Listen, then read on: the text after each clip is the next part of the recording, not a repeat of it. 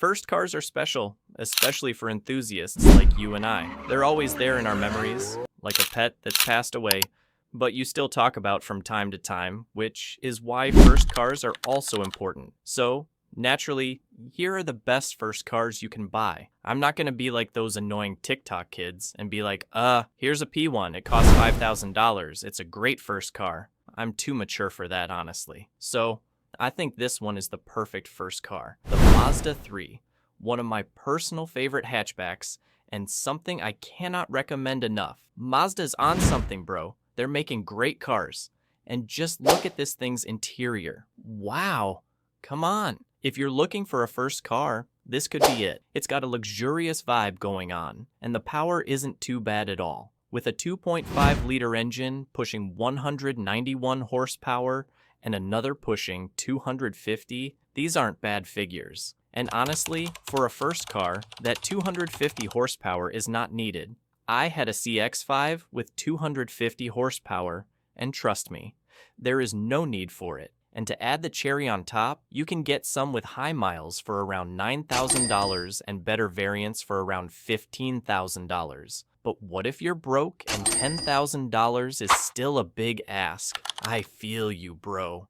And that's why I've got something for you. A Volvo 240 Smash. Sure, it's not new. In fact, 1988 makes it almost as old as Christopher Columbus. But 240 makes it reliable. Really reliable and also kind of cool at the same time.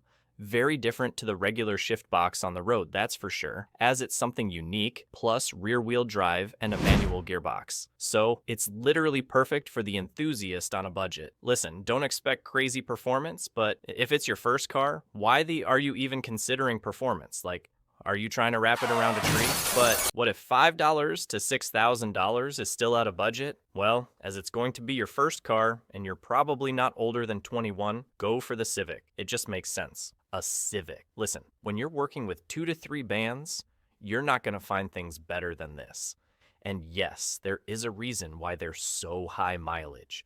That's because they actually work when you drive them. But remember, as it's still your first car, there's no need to go too crazy here. This is why I think the 2017 Camaro would be perfect. A V6 Camaro, not the V8. I think that's just asking for trouble, as if you're not in trouble already with it. You could say that the EcoBoost would also work well. The Camaro looks cool, is not super difficult to drive, though granted, it is more challenging than the others on the list. But hey, it's an automatic, so if you're a wimp, it's perfect for you. Kidding. I don't judge people who prefer automatics. I can't lie. I prefer them too. It's also not super unreliable, which is a plus, especially if you've got a car that looks cooler than your regular traffic, Jeep Wrangler. But try not to do this. Oh my God, Wranglers are cool. And yes, they've got that stereotype still. But hey, if it's your first car and you're worried about stereotypes and whatnot, then just don't bother driving at all. The CLS 63 or a C63 for half the price of a C6.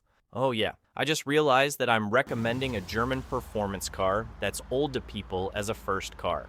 You know what?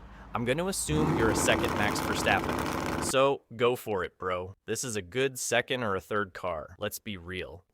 Make your way up to it. I'm trying not to become a statistic, so yeah, those are my picks for the best first cars. At the end of the day, it doesn't really matter what you start with. It matters that you actually start driving and build those memories. Your first car is always going to be special, whether it's a Civic, a Mazda, or even something a little questionable. Just drive safe, have fun, and enjoy the journey.